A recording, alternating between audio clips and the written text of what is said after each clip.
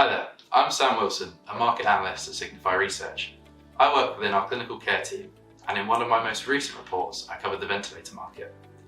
I wanted to answer some questions about some of the findings from the report, as well as give my perspective on the market trends and recent industry news, looking at the impacts on the changing competitive landscape. The global ventilator market has faced significant challenges in the post-pandemic period.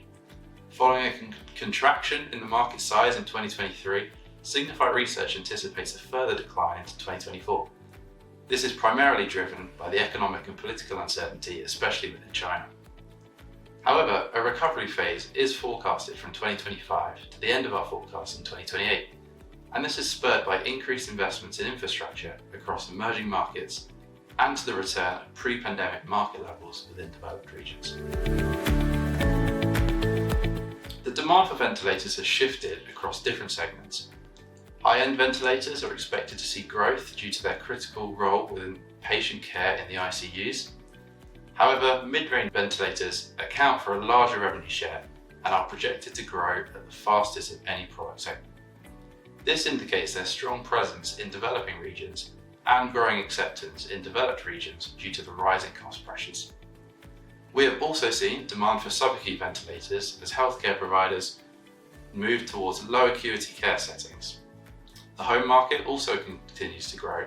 However, this is very much restricted to the more developed regions and will likely take some time before increasing its presence elsewhere. The benefits of non-invasive ventilation were highlighted during the pandemic, leading to a growing preference for simpler, user-friendly solutions. Additionally, this has helped to combat issues around ventilator-induced lung injury. Generally, there is a preference for combination ventilators that offers both invasive and non-invasive ventilation, which provides flexibility to adapt to the patient and care setting.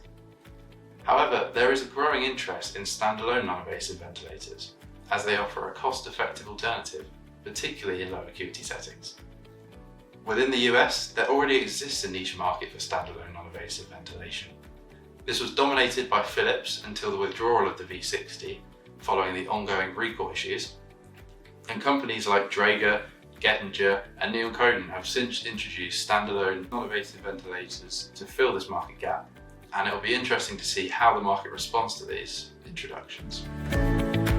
The competitive landscape in the ventilator market is undergoing significant changes.